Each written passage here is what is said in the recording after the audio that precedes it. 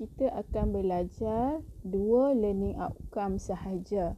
Okey, untuk 4.1 kita ada basic force dan free body diagram. So, yang ni awak dah belajar masa SPM, saya just revise sahajalah.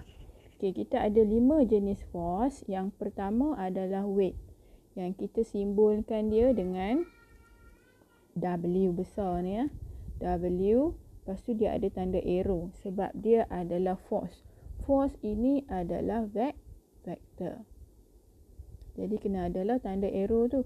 Force yang kedua adalah tension. So simbol dia sama macam dia punya ejaan lah. T kat depan tu T, tension, arrow kat atas tu.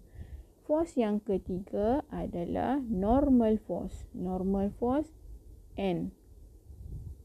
Okey. Friction. Friction ni ada dua. Okey. So di sini kita simbolkan dengan F kecil lah. F kecil tanda. Dan dia ada dua. So friction static. Static frictional force. Yang kedua adalah kinetic frictional force. Dan yang terakhir adalah yang terakhir adalah external force. Kita just letak F besar macam tu. Okey. Kita tengok satu-satu apa yang dinamakan dengan weight. Weight ini biasanya untuk objek yang ada mass lah. Okey, objek have mass. Okey. Dan dia punya formula adalah mg. Selalunya student akan label force weight tu sebagai mg. So untuk matrik jangan tulis macam tu ah. Kita kena label dia. Contoh saya ada kotak atas meja, from the center of object downward macam tu, weight. Okey. Kalau dia duduk vertically pun, dinding, katakanlah duster kan. Duster tu ada magnet. Jadi dia lekat dekat whiteboard kita. Weight tetap ke bawah. W, arrow atas tu. So jangan tulis mg ya. Kalau awak tulis W equal to mg, yes. Tapi kalau tulis mg bukan. Mg tu adalah formula bagi weight. Dia bukan types of force. Okay. Next, kalau duduk sengit. Okay, kalau incline plane lah kan. Incline plane, ni ada angle, incline plane. So weight kita sentiasa ke bawah. Okay, clear ya. Next, tension. Tension ini adalah ada pada string, rubber band, apa-apa yang berbentuk tali lah. Okey, string. Oh, salah hijau string. String. Okey, string. Katakanlah saya ada kotak. Okey, tali dekat kat sini. So, ni tali. So, tension dia adalah kita kena draw outward from the object tension. Okey, macam tu. Bukannya, contoh kita ada dua objek yang ni objek 2, ni objek 1. Tapi tension ni T yang sama. So for objek 1 tension dia ke kanan. Untuk objek 2 tension dia ke kiri. Tapi masih lagi T sebab dia tali yang sama. Kecuali lah dia ada tali sebelah 2 ni, tali pula sebelah sini. So dekat sini ada 2 tension dekat dia. Jadi T2. Yang saya namakan T1. Ini pun T1. Ini T3. T3 ke belakang. So opposite lah. Opposite daripada objek. Okey, yang ketiga adalah normal force. Normal force ini wujud ketika objek berada di atas permukaan. Apa-apa permukaan.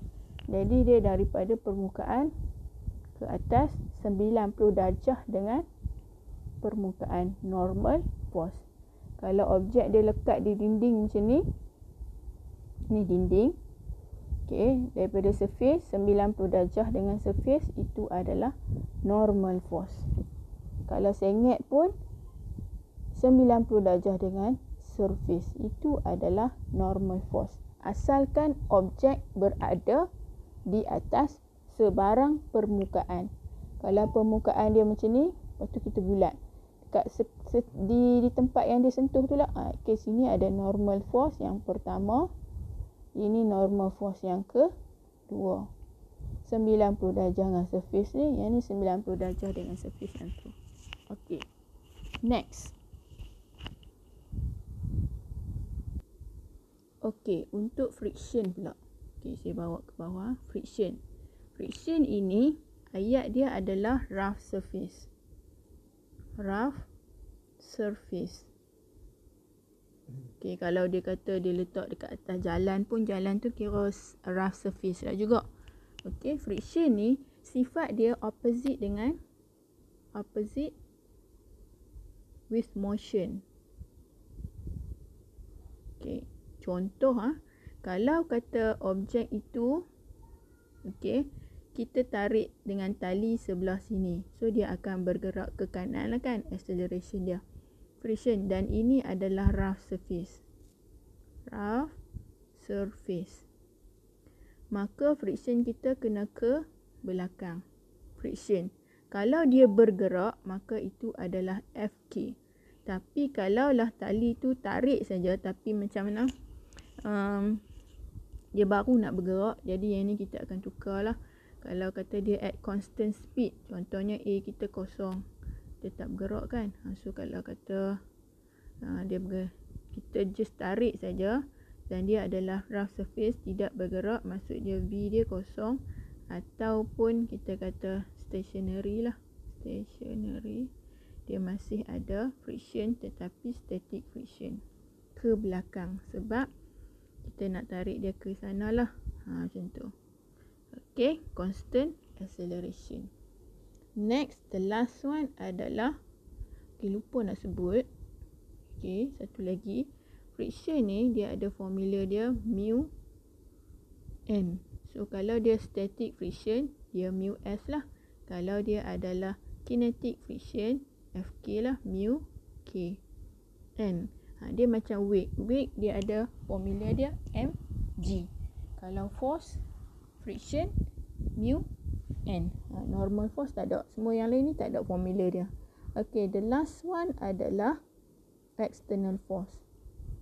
External force. Okay, external force ni biasanya di label. Label, siap dah. Label di objek. Okay, dia dah label siap. Iaitu contoh, dia tarik dengan force sebanyak 10 Newton. Force ni dia dah label. Okay, external force. Boleh. Kalau dia kata horizontally, external force horizontally. So horizontal tu adalah paksi X. So dia macam ni lah. Push horizontally. Push F dia ke sini. Okay. Boleh. Itu adalah basic force yang awak kena tahulah.